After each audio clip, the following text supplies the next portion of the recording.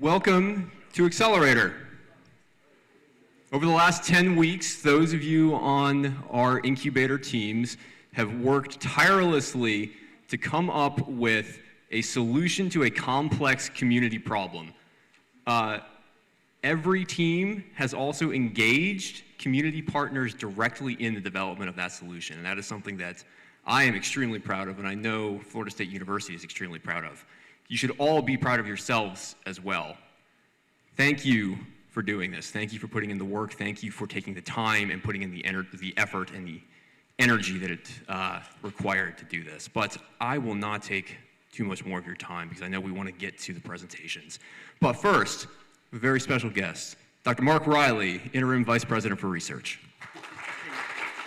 Thank you. Thank you, Michael. Hey, it's good to see all of you. Really is. Last week I was at the Board of Trustees down in Sarasota, and it was just brilliant to hear the plans from the new president and provost moving FSU forward. As I was just saying in a meeting before this one with our cadre committee. Cader. But I'm English. Who decides how it's pronounced, Jeff? You're the chair of it, yeah? All right, okay. I'll let you have that one. But it was just exciting, and I hope all of you, will get to know the new president and the new provost, because they're going to really help us. I was just saying with Jeff when we were interviewing the candidates, I asked, Rick was in this building. I asked Rick, was he a science fiction fan? And he said, well, of course. And I said, well, FSU has got such a trajectory. It's so exciting. We just need somebody to help us make the jump to light speed.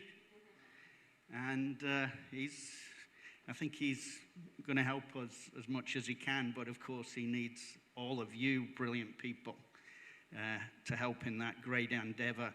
So people that don't know me, I've been here 30 years at FSU, and this is, and I hope you feel it in the air, that it's the most exciting time at FSU, certainly while I've been here.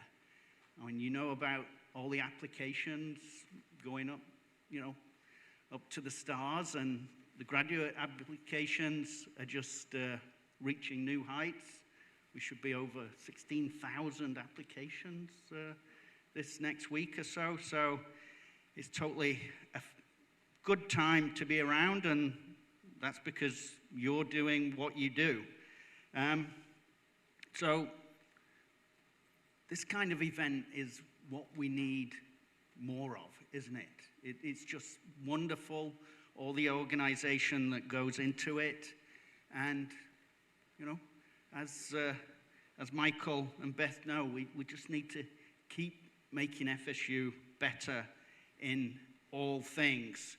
So I would like to say thank you to all our judges here. And I've got written down Norm Anderson. Where's Norman's not here? Oh, Norm's over there. Okay, hello, Norman. All right, Heather Flynn, Simon Fu, Amber Tainan, and Marcia Mardis. So thank you for all the judges being here. Let's give them a round of applause, please. Yes. And, of course, we wouldn't be here, and the teams wouldn't be here without their Incubator guides. Evangeline Coker, Rob Reiser, great to see you again, Rob. Eugenia Milanda and Mike Mitchell. So let's have a round for the team guides. And I do have to apologize. In a little while, I have to race to another event, but I'll stay here as long as I can. I want you to all keep doing what you're doing and having some fun.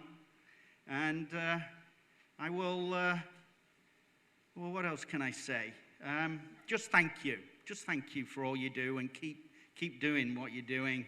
And I'll hand over to Evangeline to take over from here. Thanks, everybody. Thank you, Mark. Okay, so I had something real quick to say. I'm not going to take too much of your time because I know we want to get to the guides and get to Q&A, which is really exciting. But just to tell you a bit about how today will work, each team's video will play, and while their video is playing, the team will come on stage, and then they'll have an opportunity to answer some questions about contents in the proposal they've submitted to the judges in advance. So you'll get a chance to hear that Q&A. So the videos that they make, I'd like to say that, you know, in-house we do a really cool job, but it's not just us and working on a little file system and program. It's the teams and their communication vision that really make these videos achieve their purpose of getting their message across to a general audience and inspiring them to invest in their work. So as you see these videos today, keep in mind that they've gone through, gosh, the last 2 or 3 weeks have been going through the process of crafting their message, getting it recorded, learning how to communicate that message to a broader audience. And I'm just excited to see what they've come up with today. So with that, I think I'll hand it to Mike. Thank you, and thank you, Dr. Riley. In continuing the tradition of everyone else who stood up here, I will not take too much more of your time, but I really want to reiterate that the most important goal of this program is it's not providing the complex solutions to complex problems. It's the teams. It's you all coming together to provide those complex solutions to the complex problems. Whether or not you receive funding tonight, I want to thank you all, and I want to say that I am proud of you for coming together as a team. And I hope that you continue to work together long after this collaborative collision program is over. And I hope to hear great things about what you accomplish. And with that, we'll start. The first team is energy resilience.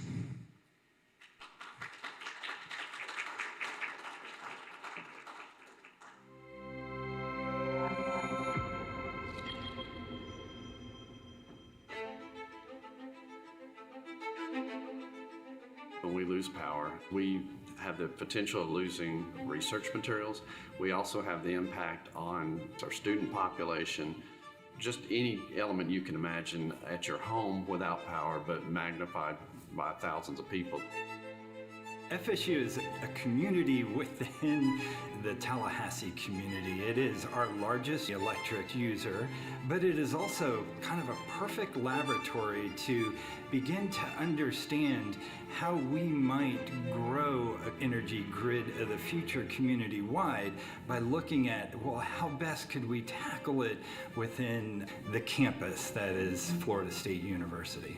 So initially we'll do some modeling-based study, identifying and classifying critical load, non-critical load, load that can be modulated or varied without much problems. Once we understand all those things, similar concepts can be extended to other institutions like hospitals, schools, community centers. Eventually it can provide them a safe and resilient grid for the future.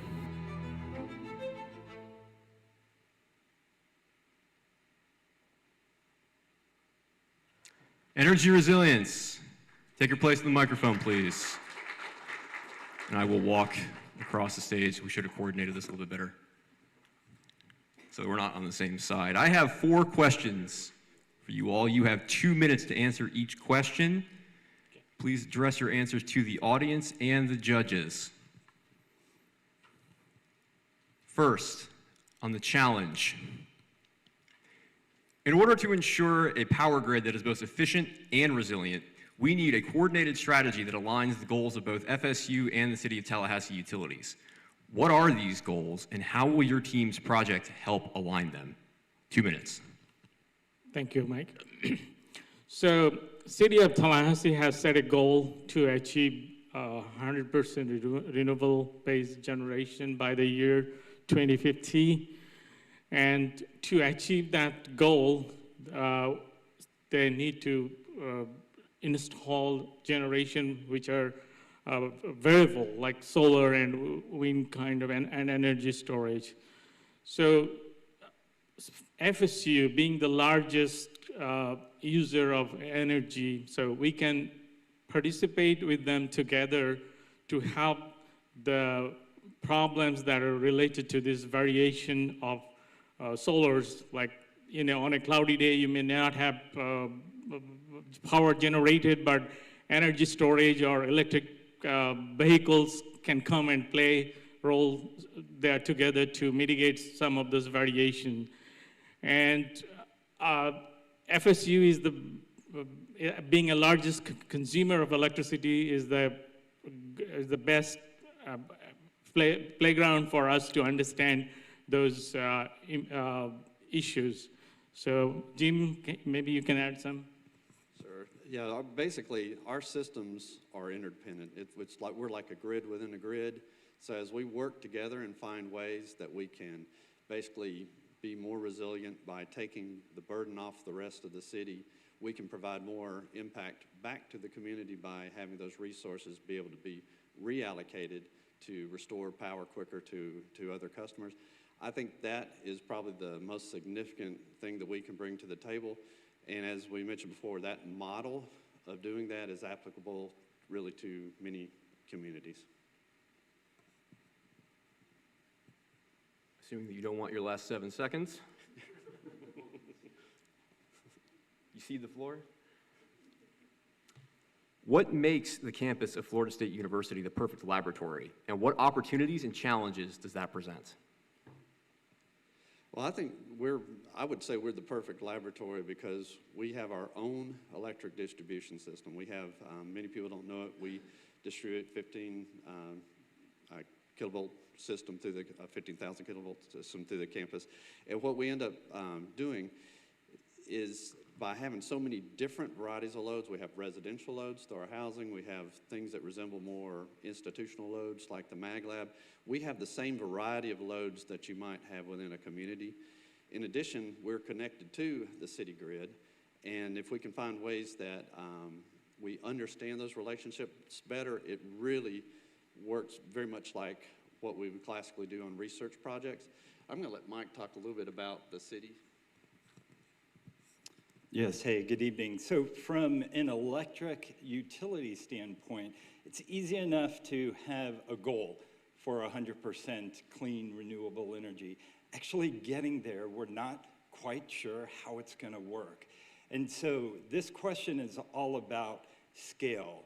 If you look at the grid that serves energy, it expands the entire East Coast. So there's more of a mesogrid or a macro grid in which Tallahassee is but sort of this smaller grid. Within our utility, though, how we meet this clean energy need isn't apparent to us. So just in sort of the spirit of research, our population of interest is the city of Tallahassee. But within that population is this sample population, which is FSU, which will help us kind of understand if we can get some of these new technologies, new ways of providing energy to the campus to work, we can expand that to the further community. I gave So you the it's all 7 about seconds, scale. you didn't use in the last one. Yes, thank you. While FSU is the largest electricity user in Tallahassee, it is not the only large user of electricity in Tallahassee. How will your team scale these solutions beyond FSU? Okay, so this kind of project is not exactly new. There are some projects we also saw in some other campuses, but FSU has some uniqueness, and so is the campuses that we have nearby, like FAMU. So what we are trying to do here is sharing the mutual goals. So the other installations we saw, they were trying to just maximize the money from just to save money in terms of using energy or adding renewable energy, but we are here trying to basically satisfy mutual needs. So, and if we develop a solution here, and this solution can be, it will be scalable, and at the same time, it can be transferred to other campuses or other hospitals where it can be easily implemented. Of course, there will be some uniqueness in every installations. And do you want to add some more? Sure. You know, the modern grid, what's going to be interesting about it, it has to be very flexible. So when we've always had varying loads. All of us use different amounts of energy at any given time. What's changing, though, is variable production. And what's changing is the need to decentralize grids to be more flexible, and that allows these larger fossil fuel units to come offline. But when you take those large units offline, you have to have a plan for whether it's solar or other alternative energy sources to come in and out. You have to have the flexibility. So understanding how that interaction between FSU and the city works is going to help us apply that to all other large loads, and the better that we apply that will allow us to have more efficiency in delivering reliable power, but still making that change over time to renewables. Your project focuses mainly on leveraging data to develop new energy management strategies. How will you work with cross-disciplinary and cross-organizational partners to implement these strategies? So we are a cross-discipline team. We have members from College of Engineering and the Center of Advanced Power Systems. We have experts in the area of this renewable energy integration. I myself have done a significant amount of research in this area. And we have participation from the community, which is FSU, and we have also participation from the energy supplier or energy generator. And our goal is to develop a mutual strategy that actually benefits both. And we also have expertise from the area of thermal management who can help us in modulating thermal loads to save energy when energy demand is very high. City, if we can help city by modulating some energy, that will be helpful for them. And on some other time, it could be city nowadays have to even stop renewable energy because they don't have that much demand. And we can modulate those demand by using thermal energy storage. And we also have teams from Ryder, which is, they do a lot of research in the area of disaster management. So we can focus on what are the needs when there is a disaster, before and after the disaster. And we also have another person who is thinking about alternate resources that can be added in the future. Anybody else want to add anything? Sure, we have a lot of data that we're going to have to analyze, and we need a lot of different types of resources to do it. I have data on the FSU system, Mike has it on the city of Tallahassee, but we need the modeling capacity of the rest of the team to help us really understand what to do with that data. Thank you all. And as you exit the stage, because I forgot to do this as you entered the stage, I'll introduce you all. Energy Resilience is led by Principal Investigator Dr. Omar Farouk from the Center for Advanced Power Systems, includes Michael Olson from the City of Tallahassee Utilities, Will Hill from the Ryder Center, Juan Ordonez from the Center for Advanced Power Systems, and Jim Stevens from FSU Facilities.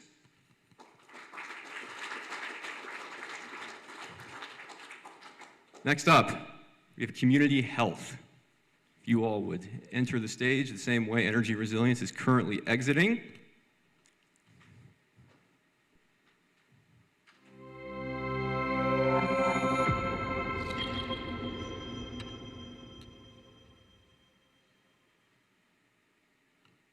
In the United States, approximately 6.5% of the children under the age of 18 are raised by their grandparents, mostly grandmothers.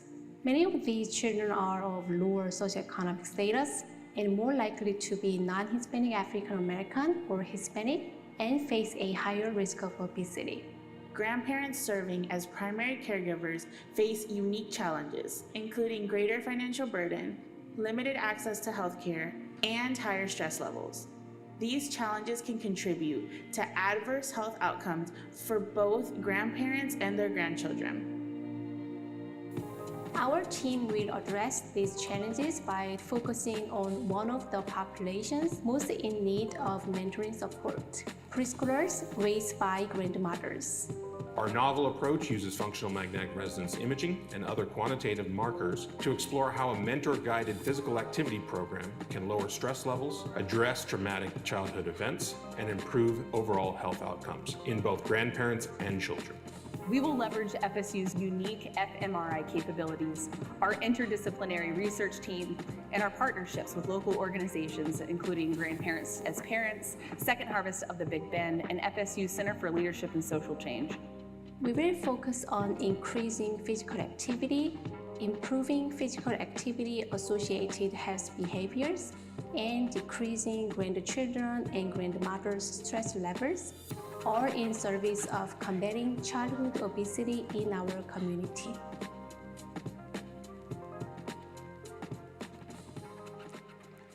Please welcome Community Health to the stage.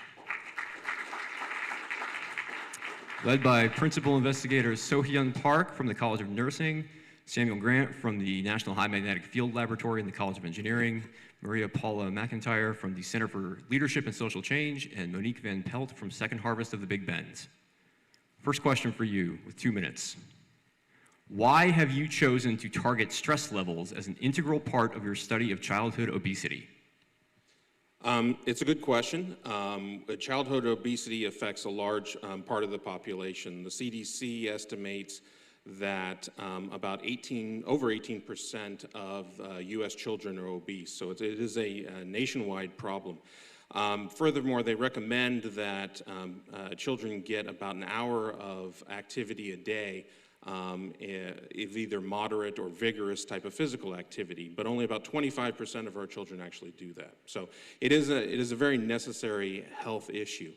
We focused on stress in particular because we want to look at the impacts that physical activity and a regimen of guided physical activity will have in not only improving the health of the individual children that are involved, but also the family unit. And we focused on non-traditional family units in this case, particularly grandmothers who are raising grandchildren, to look at the stress that's involved not only in the child, but also the stress that's in the grandmother. So we're using metrics that we can monitor with regards to physical activity so that we can correlate those to changes in functional connectivity in the brain through fMRI and through other survey-based metrics that will measure both the family unit, the individual child, and in the grandparent. So we're taking an intergenerational approach to monitor what is actually going on in these families and if this type of regimen of mentored, guided exercise training can actually help to alleviate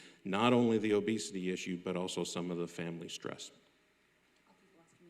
Just to add to that, we also felt like there was some timeliness to look at stress given the pandemic.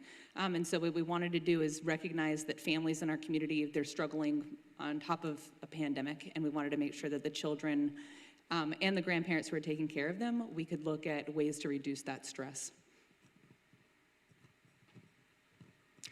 Your proposed project relies on participants having internet access. How will you address this in lower income communities that have less access to reliable internet service? So what we're going to be able to do is work with the school systems to ensure that there is access at school systems in the school and make sure that children have the availability to utilize and by making sure that we have the, sorry, I feel a little nervous. By making sure that we have the relationships with our mentors, we'd be able to survey, understand maybe resources that were lacking in each of the families, and then be able to thoughtfully connect them with those resources. So if once some of the resources that come from the school system, or Kathy, who isn't here, who has some of the community members that would be volunteers assisting and mentoring those families, we'd be able to survey, find out what needs there were, and then be able to connect them possibly to services beyond the lack of internet in their household, but possibly discover other ways to plug that family into things that they need. Thank you so much. And we're also going to be leveraging our current relationships across committees where we understand that there is a digital divide in Tallahassee that was very, very important at the beginning of 2020 to address, and that is continuously being addressed. Therefore, we were going to, like I said, leverage those relationships, our positions in those committees, to then be able to work with the families that don't have access to get access for future, as well as the ones that currently have access for the study. I'll add one more thing. There's also grants and underutilized programs locally. So if we were to identify a family that needed something like access to internet, there's things that we can do with Comcast and MetroNet to try and assist those families in accessing resources that they simply might not be aware of, but do exist here locally. I'll add that one of the aspects of this project that we wanted to focus on was the online aspect. Previous work by Dr. Park had actually sent mentors into the community, but that limits the number of families that can be reached, that limits the interaction that those mentors can have. We feel the online actually allows us to do that in more depth. You all got a lot into 2 minutes. That was impressive. If proven effective, how will your team sustain this intervention beyond Accelerator? What are your thoughts on scalability and external funding? So this is a great question. We're actually working, like I said, with the committees that we are already serving on to leverage the initiatives that exist in Leon County. So right now, there is a very huge interest and force behind trauma-informed care that looks at preschool age children and the effects of adverse childhood experiences. So this is a national movement that Tallahassee is very interested in, that, again, like I said, we're leveraging to look into grandparents as parents and how that affects the stress levels in the children. And then, Sam, you could talk about. I think that this project and this proposal actually works on a lot of different levels. It's intergenerational, as well as being at multiple scales. On the very local scale, we're going to impact, obviously, local families and the individual non-traditional units that are involved there. I think there's opportunities then to take this type of regimen, if it's successful, and apply it to other non-traditional families beyond just the grandmother-grandchild dyad, so that we can look to see if an exercise regimen can actually have benefits to overall well-being with regards to staving off obesity in young children in particular, and then also with regards to metrics of stress.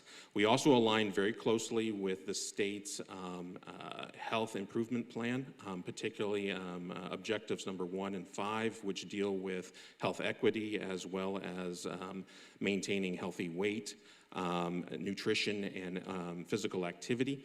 And with regards to external funding, we would be looking to leverage this year-long project as preliminary data for NIH funding to the National Institute of Child Health and well-being. Particularly, they have 2 current RFPs and 1 NSO1, Notice of Special Interest, that align directly with these types of goals.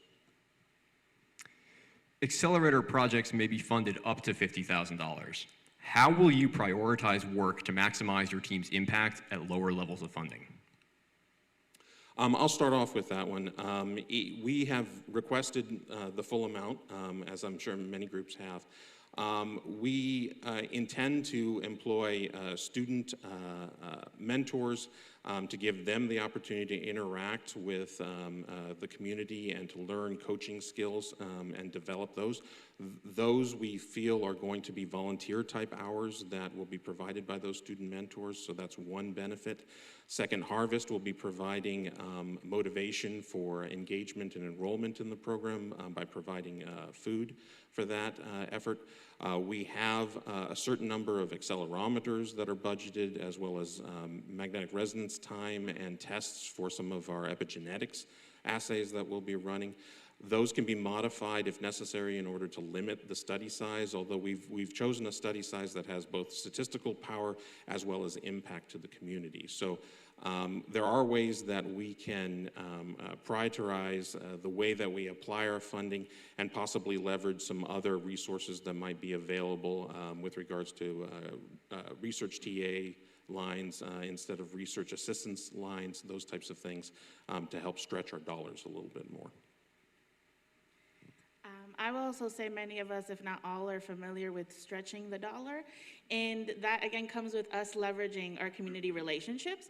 We currently, here in Leon County, have now established a Children's Services Council, who also has requests for proposals. And so that is not only something that we're looking for the future, something that we can leverage right now, with lower funding, if that is the case.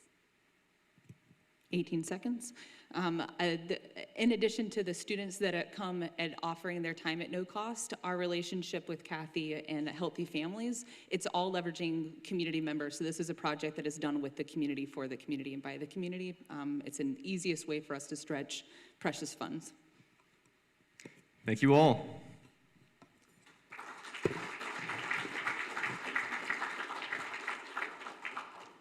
Next up, we have diversity in STEM.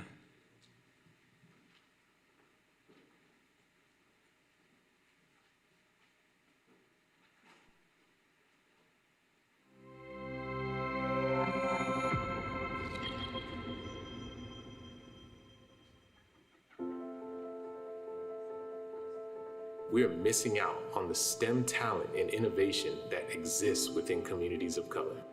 African American and Hispanic individuals are severely underrepresented in STEM fields. Moreover, these young people are left out of lucrative and empowering careers. Research suggests that students of color begin to lose interest in STEM during the middle school years because of a lack of relevant hands-on opportunities to engage in science and/or to meet role models who look like them. We see this decline in enrollment even in our local middle schools here in Tallahassee. To understand why our local students of color are not enrolling in advanced STEM courses, we plan to conduct focus groups with African American and Hispanic students at 5 local middle schools. Through these group interviews, we will gather students' input on what gets them excited, what is relevant to them and their communities, and what, if anything, prevents them from identifying with STEM fields. The results of our study will inform our development of an intervention that will engage and excite students of color in STEM. We plan to expand this intervention to other schools and states to help students of color see themselves thriving and enriching the world through science, technology, engineering, and mathematics.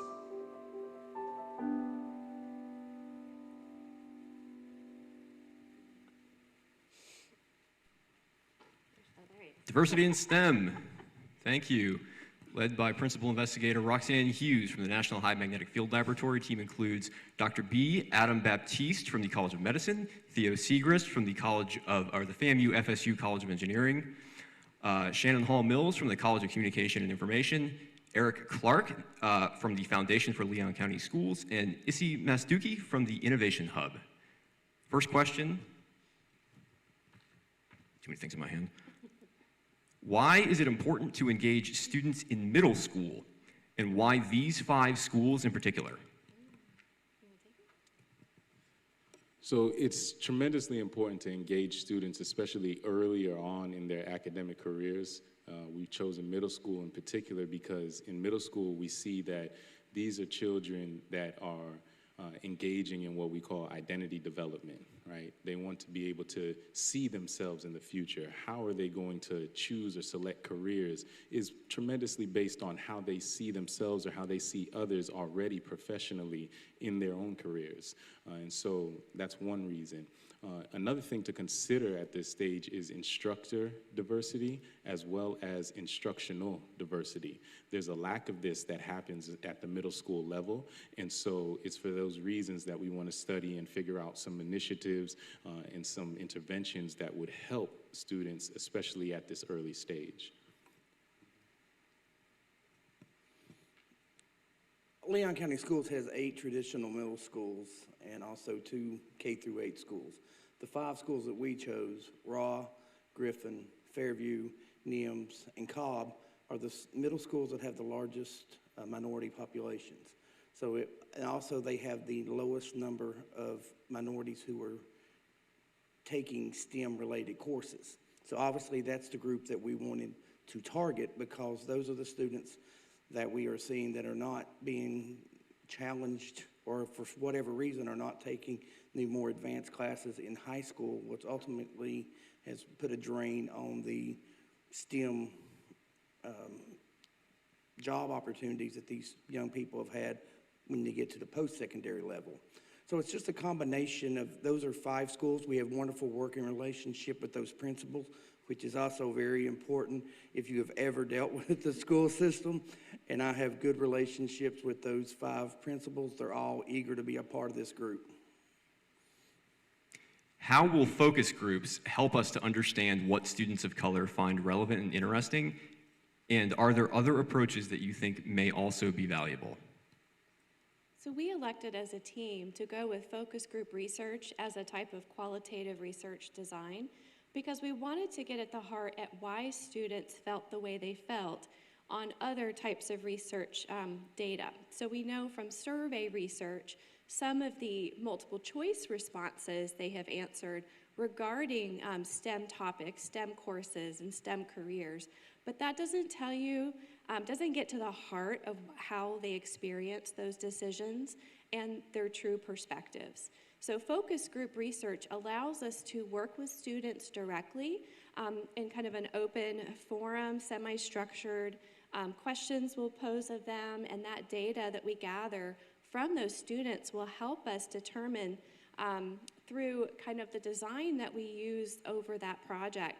That'll help us determine the next steps. And so there might be other forms of data that we need to collect in order to go the next level, which is to figure out how we can intervene, provide a program, design a program for our students in these local schools, and then see how that can be scaled up past outside of Leon County as well.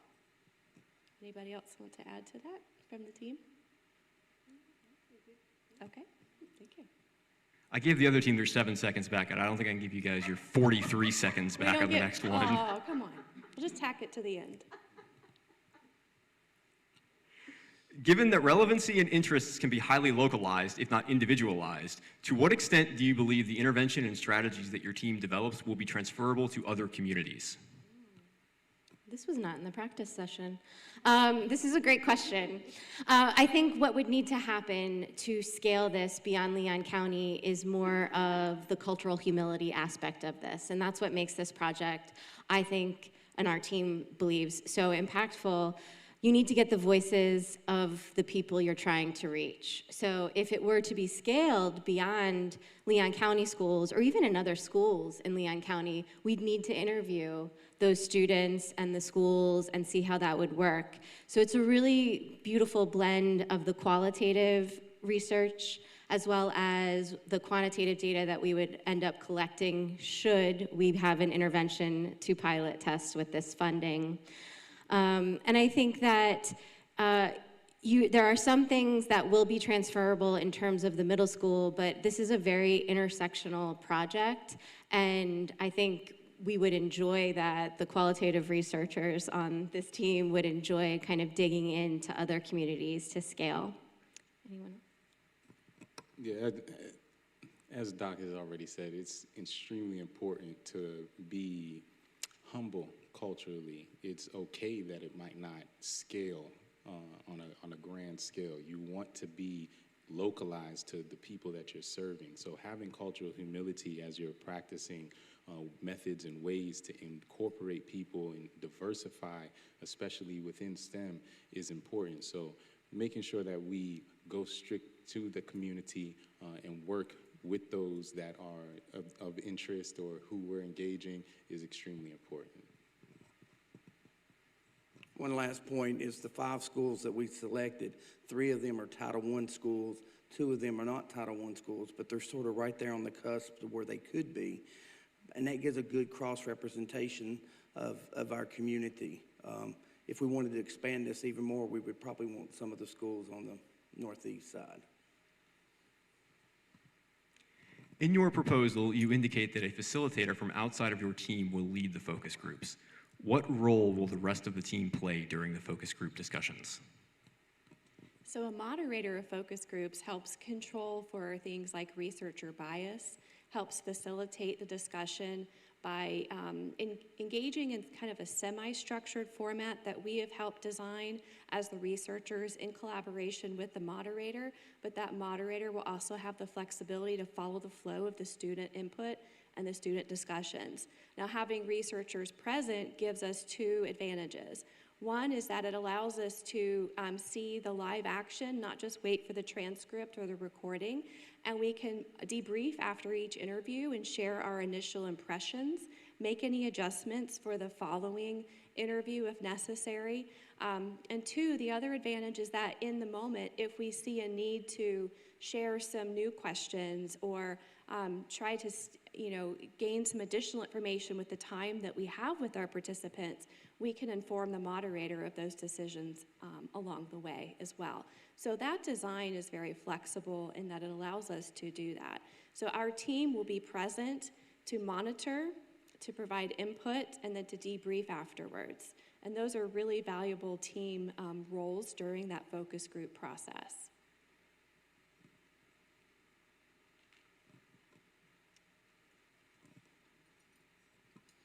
And once again, having that relationship with those schools is going to allow us to be able to work as a team, get into the schools. And then it's also going to allow us to have the opportunity to get feedback quickly from the principals on some of the things that they may see that we didn't anticipate with some of the focus groups. But we all have other jobs as well, so it's important that we have that one lead facilitator who can sort of take the bull by the horns and run with the project.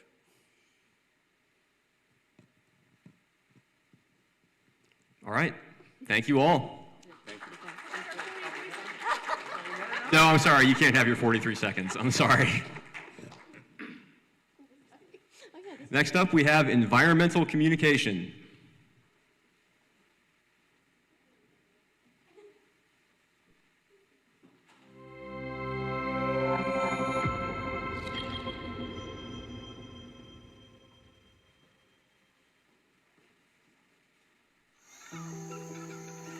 Fresh water is our most precious resource, and Florida has the largest concentrations of freshwater springs on the planet, but they are being threatened by sewage spills, water contamination, flow decrease, and nitrogen pollution.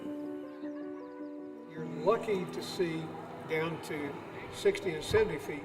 We're always seeking connections with scientific researchers who can help us make decisions on how to best protect Wekiwa Springs. However, we need to learn ways to communicate these issues to the broader public, but especially to voters and policymakers. They can tell you all about it. That's where the environmental communication team comes in. We have a very talented team of researchers that have expertise in diverse areas such as GIS mapping, micro-learning, and creative media strategies. What we want to do is take this site. We're beginning with a pilot case study in which we really work from the ground up by listening to local communities and Springs advocates.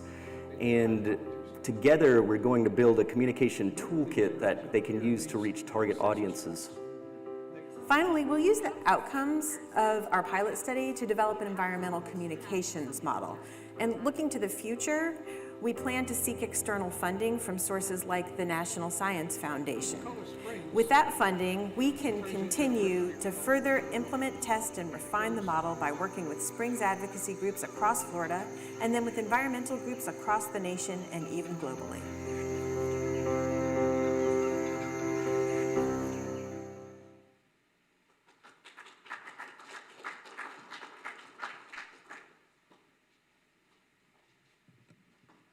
I have way too many things in my hand, I'm sorry. And I also left my program on the podium. Thank you, Deep Care, for letting me borrow yours.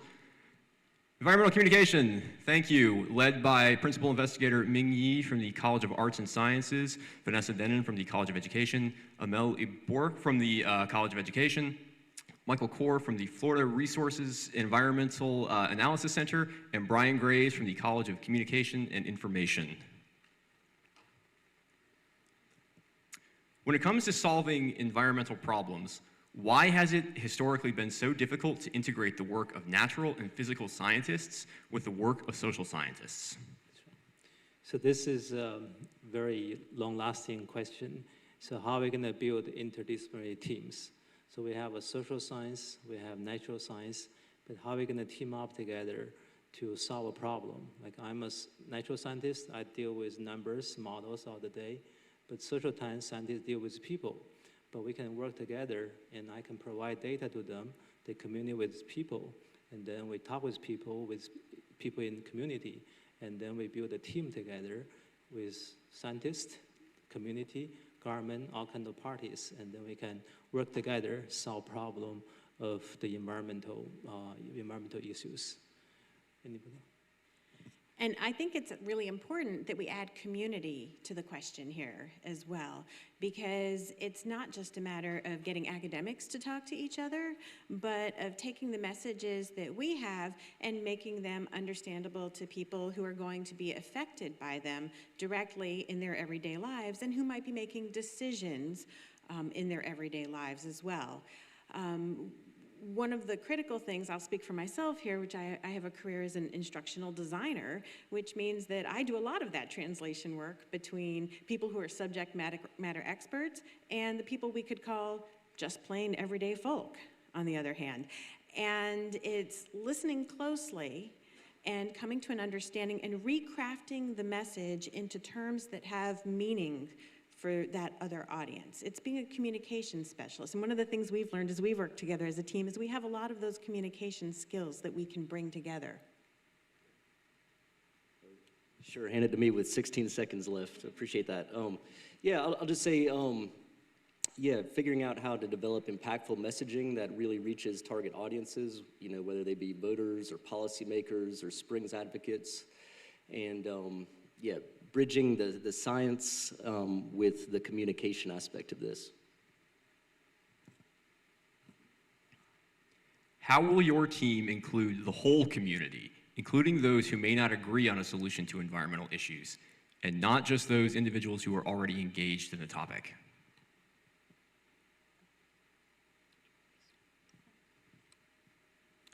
Okay, so our team will engage the whole community by, first, we've identified several groups to work with that are already working in the community to help solve these wastewater issues. We've aligned ourselves with them.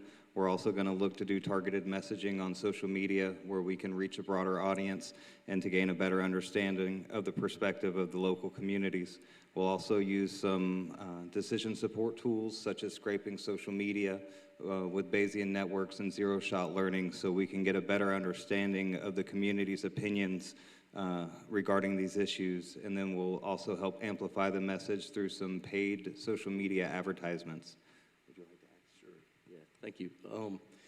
Yeah, so, you know, there are different aspects to solving these problems. So seeing the scientists work with the Springs advocate groups has been interesting in how they, the advocacy groups are always looking for scientists to help them, you know, develop the latest scientific knowledge to have empirical evidence and, you know, a way to understand the nature of the issues. But then there's also that aspect of figuring out how to communicate that in ways that people grasp. I mean, we experienced that in our own group at first in trying to build the bridge between the natural and the social sciences. They had to explain some of the science to us in lay terms, and then we said, oh, okay, I get what you mean. But then it's figuring out, I think the key there is figuring out how to take that research and turn it into a graspable message, how to tell a good story about that research. You know, stories are the oldest way of communicating knowledge, so it's figuring out how to really make it resonate with people and have it speak to their concerns and interests as stakeholders and see how they fit into the picture. And just to add that part of environmental communication is impacting, actually making action in environmental justice. So as Brian was saying, stories, every community is going to have its own environmental concern that ties to stories. And trying to empower these communities and telling their stories. How will you determine whether the strategies and practices your team develops will be adaptable for use in other communities and at state and national levels? I'll go ahead and start. So as I was saying, every community is going to have its own environmental concern. So it's really tapping into the story of this community. What is the environmental concern they have? Empowering them with tools to actually voice this story, to send this message that they are part of the solution, so that they see themselves as environmental action, as part of the environmental action. So they see it from a solutions lens in ways that empowers them to actually be part of environmental justice, because as we know, environmental issues affect inequitably different communities, where you have sewage spill, as our partner here from Tallahassee, but also Wakulla Springs, the Friends of Wakulla Springs, our case study, and how it affected rural communities differently. And Ming has a lot of, can add much more to that, and I'll pass it to Ming. So this is exactly our team target for. We want to develop a general strategy. We call it a 4P strategy: purpose, project, product, and people. We want a general strategy that can be upscaled to state, to national level. And also we have the technique where we're going to practice, let's say, communication tools. So everyone, expert brand, he can make videos, and everybody has a cell phone. And how we can turn everybody into expert of making the video like we see today for effective communication. So those new practice is something we're looking for, that transferable, upscalable, so that it can be used by the entire community beyond the project scope. So in essence, you can think of what we're doing right now as creating the toolkit that is going to carry on for others and give them the templates and the process that they can follow and fill in their own content. And what we do immediately is just a proof of concept with local content. One of your team's proposed outcomes is a toolkit of communication strategies and resources. How will your community partners be involved in developing this toolkit? I promise we did not know that that was going to be the next question. But our community partners are an integral part of this process, not just in terms of using them for an initial proof of concept as the situation we're going to be finding our initial problem, bringing in the content for it, and building out this toolkit, but they're going to help us understand what kinds of needs they have in the community, the different kinds of problems that they're going to solve. It's also going to be helping us understand how effective, how plug and play, if you will, the bits and pieces are that we have. We also really want to help them because we love living in Florida and we love the environment here. We care about this deeply, as do they. So we are partners with them in solving their local problem. I mean, so in essence, if you get the picture here, like, they are part of us. They are part of our team. They were out there when we shot the video. They meet with us, and we couldn't do it without them. And this is exactly why we need an interdisciplinary team. As a scientist, I probably can do well to scare people away by using the math, but our experts in social science, they know how to interview people, they know how to build trust, and they know how to deliver the videos and other message to the community. I think this is exactly why we need a team of interdisciplinary to serve the community, to get them engaged. And also Mike and I have already experienced. We're working with Terry in the audience, working on a sewage problem in Tallahassee. We're working with a friend of Wakulla Spring to help them to solve the problem emerging. They like us, and we like them too, because we see this is an opportunity for us to pay back to the community. And also I want to mention that this is the needs for the entire community. If you see environmental health, if you read carefully, you see mental health. It's the environmental health and the mental health. So we want to get the entire community engaged so we have a better future. That's it. Thank you all.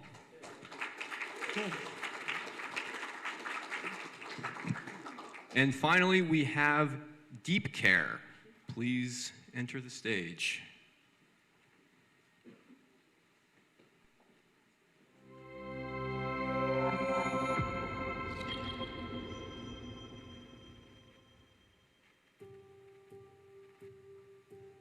Over the next 30 years, the number of people in the United States over the age of 65 is expected to increase to almost 90 million.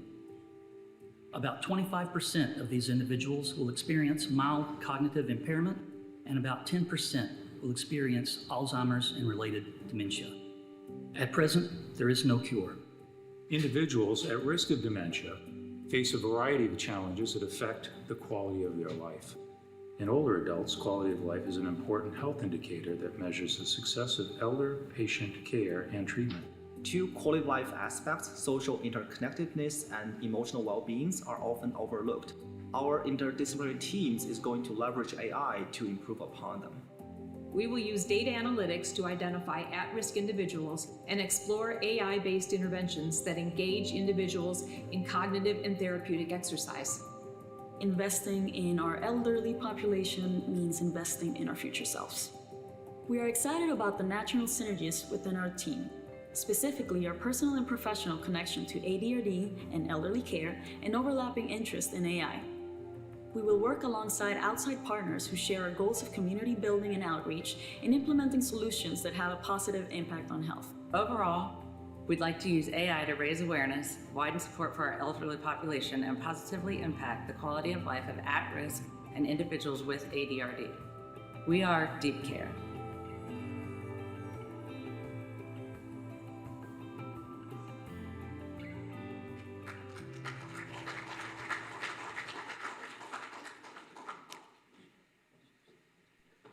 Deep Care, led by Principal Investigator Jaha from the College of Communication and Information, includes Keith Robertson from the College of Fine Arts, Marcela Castano from FSU Facilities, Heidi Kinsell from the College of Medicine, Jonathan Adams from the College of Communication and Information, Hongyu Miao from the College of Arts and Sciences, Patricia Bourne from the College of Business, Chao Huang from the College of Arts and Sciences, and Lucas von Holland from the College of Communication and Information. Thank you all.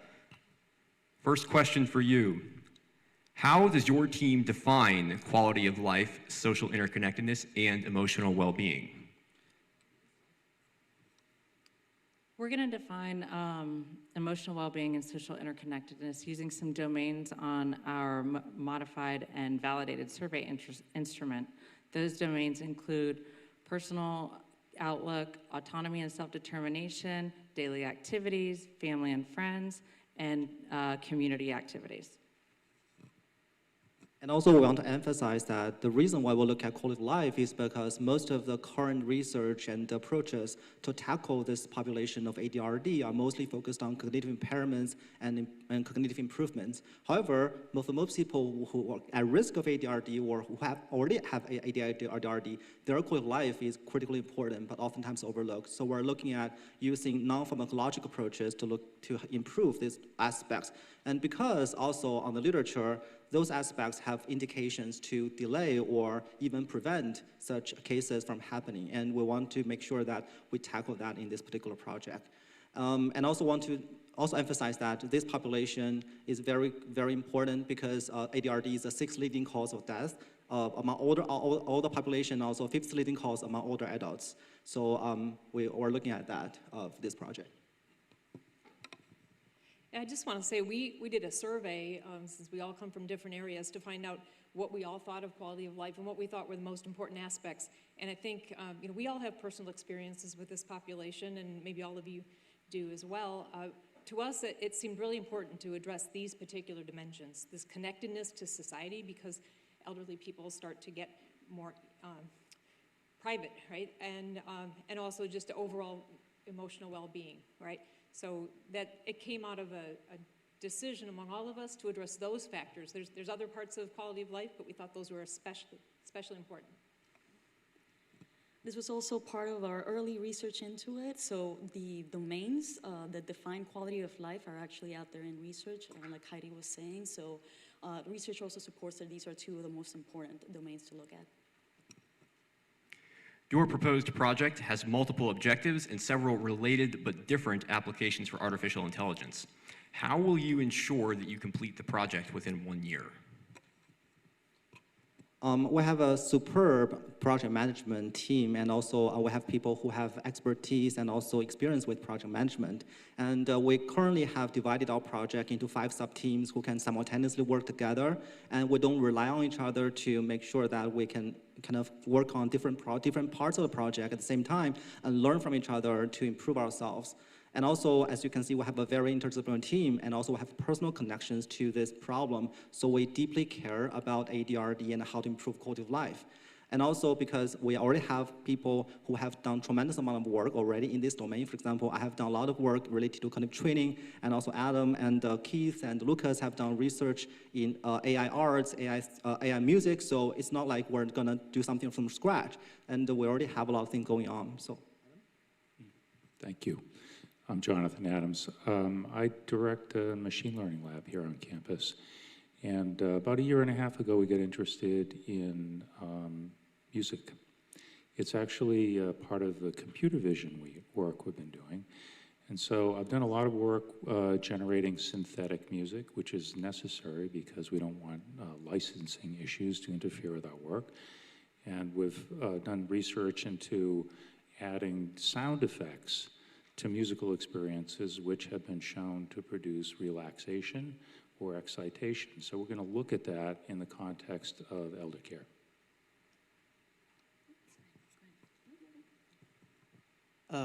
The real secret to us completing it in 1 year is essentially that all of us are very good at very specific and yet different things. So it's not necessarily one giant attack. It's everyone doing different things separately but coordinated. So while one person's working on one aspect of the AI, we're going to be working on other ones, et cetera, et cetera. So the secret is there's a lot of us working at the same time.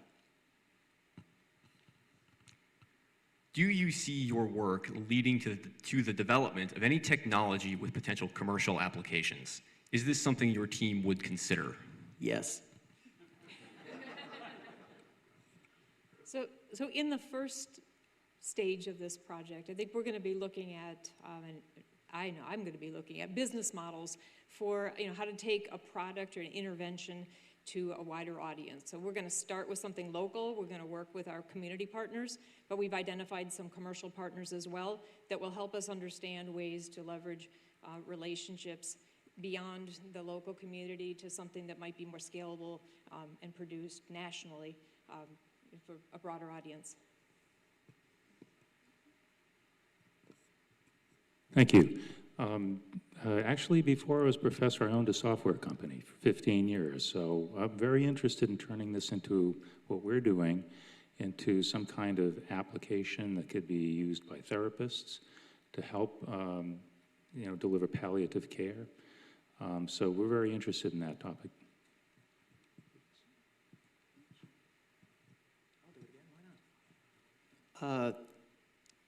Doing a study like this is super helpful because we can help a small population that we target initially with the incentives that will be purchased with the funding provided, assuming that we get any of that.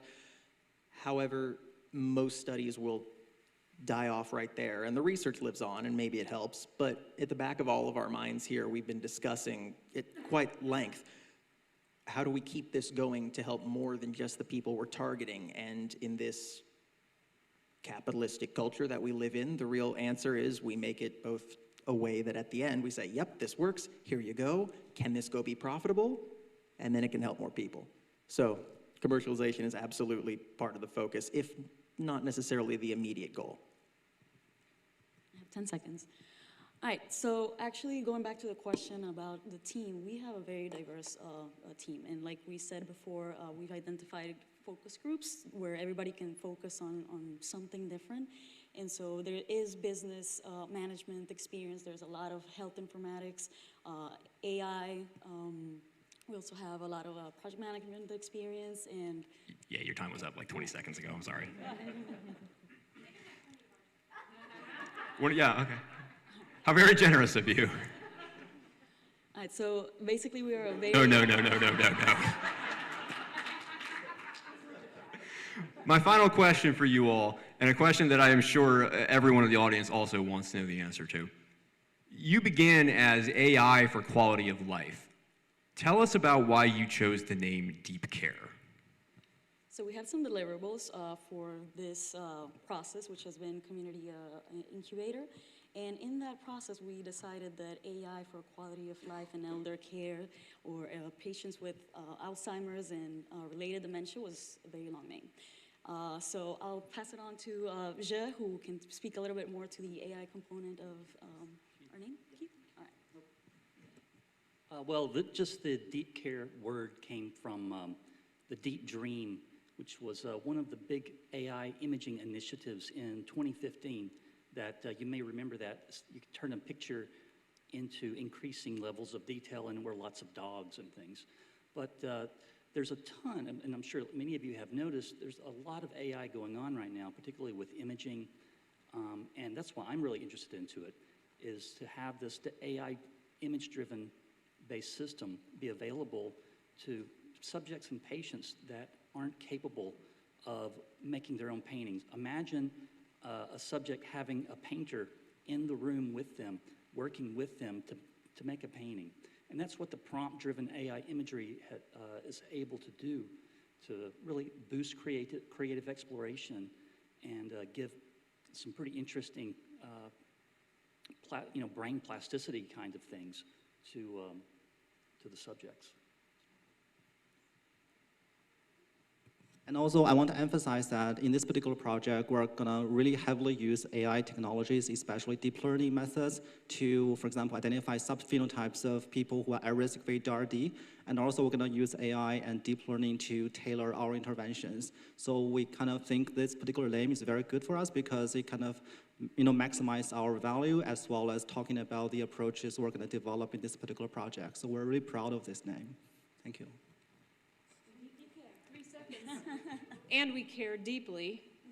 Yeah, that's it. About this population. Thank you all. Thank you.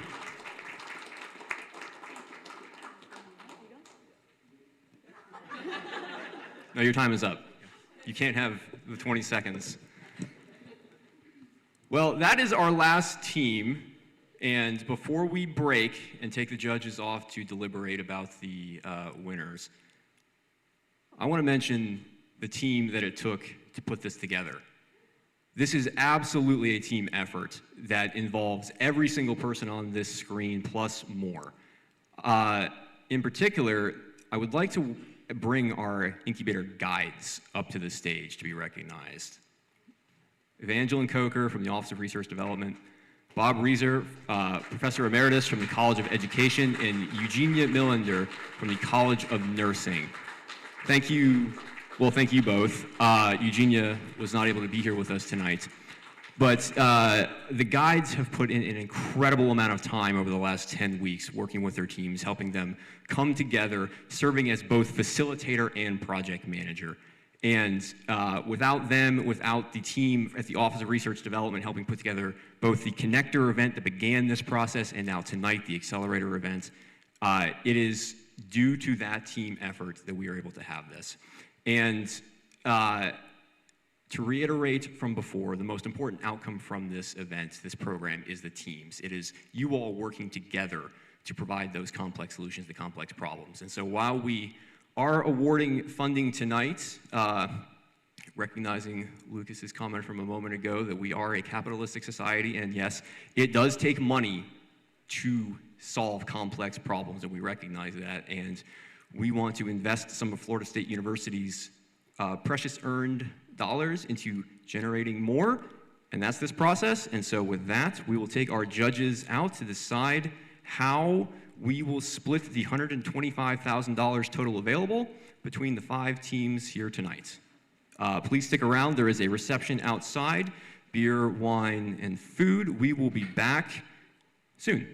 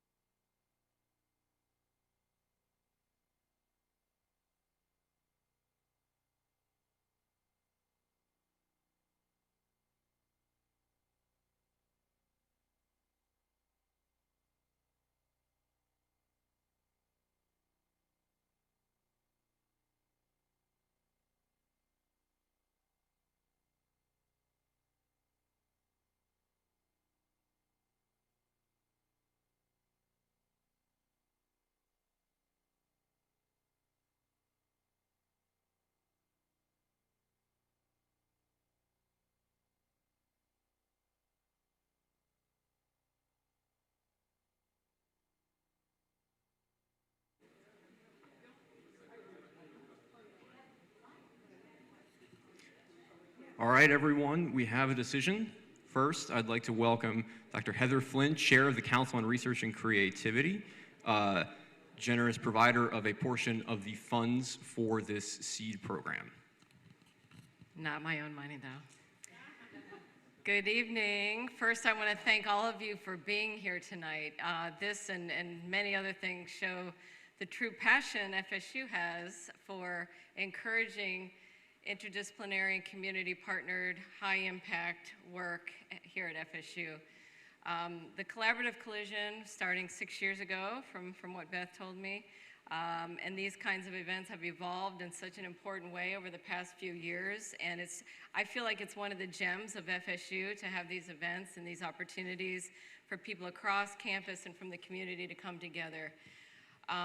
For the judges for this event, this was extremely difficult, and I'll share some comments that we all made. The videos were amazing, extraordinarily well done. Every single team has such a great, diverse, complementary set of skills and expertise. Everybody was so impressive. The topic areas are of such high public health and societal importance. Everybody proposed really innovative solutions to some of these problems. And again, very, very strong, impressive team. So it was incredibly difficult I can't believe we got out of there in less than a day. So, you know, congratulations to everybody. And I will say to the entire team at the Office of Research Development, Evangeline, Beth, Grace, Mike, the other Mike, Rachel, you know, you guys have a great team, and I'm very just proud to be part of FSU with this event. And I know that all of these projects will end up moving forward in a really important way. So again, congratulations. I will turn it over to Mike to announce the awards. Thank you.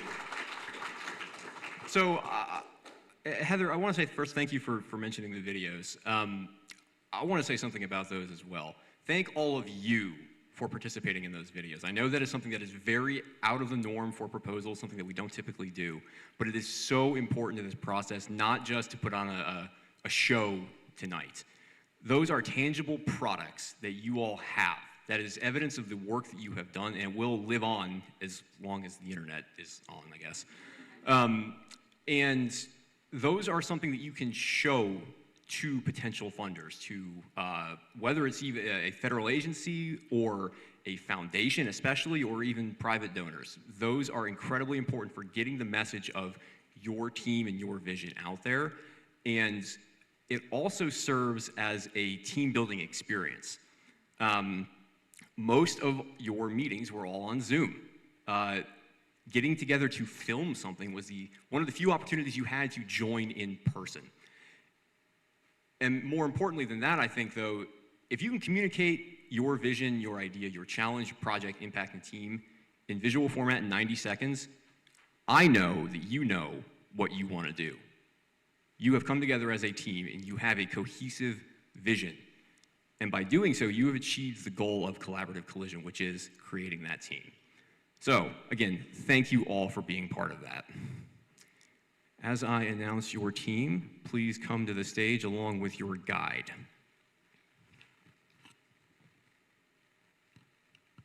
First, receiving $10,000, Diversity in STEM. Come on up.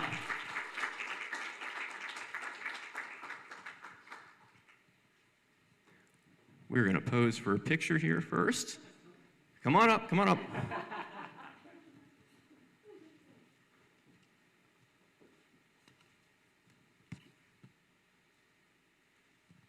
Unfortunately, I don't have anyone higher ranking than me to take a picture with, but yeah, I don't have one of those either, sorry.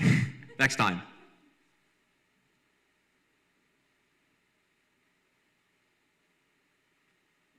All right, thank you. Congratulations. Congratulations and job well done. Next, receiving $25,000. Bob, don't go anywhere. Environmental communication.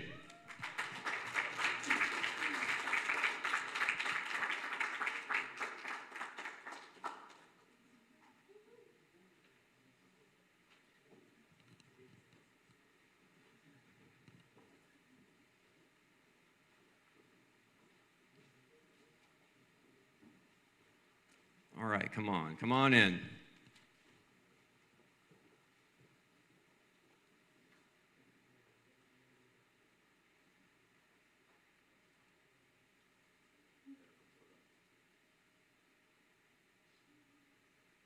Good, all right. Thank you.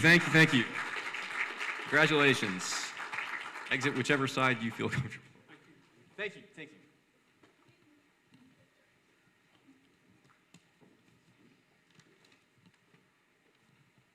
All right, next. I won't go anywhere. Energy resilience, receiving $40,000. Come on up.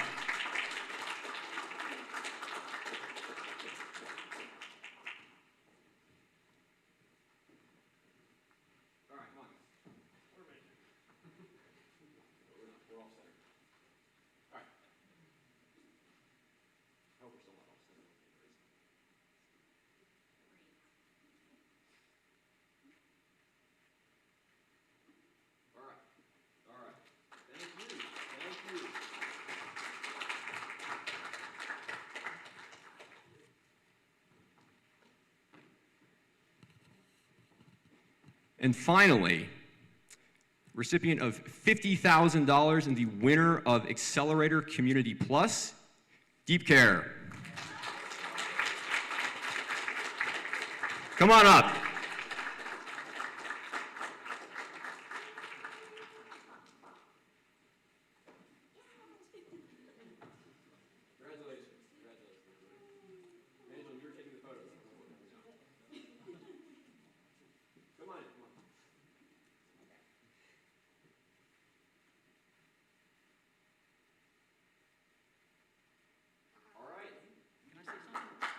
Sure.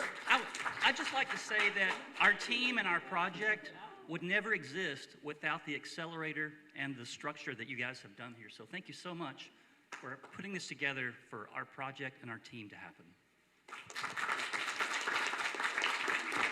Thank you. This is one of the most exciting things I think that FSU does. This really shows how we can come together as a university and leverage the research strengths, the unique expertise, skills, and resources that we have to put together interdisciplinary teams that go on to be much more than just the sum of their parts. And I am so thankful to all of you for participating in it and giving it a chance and throwing yourselves into it with the enthusiasm that you did. So I know we only have like 15 more minutes with the bar, so I will keep this part short and say thank you again, and I look forward to seeing as many of you as are interested in the fall when we do this all again with a topic to be determined. So if you have any ideas, let me know. Thank you, everyone. Good night.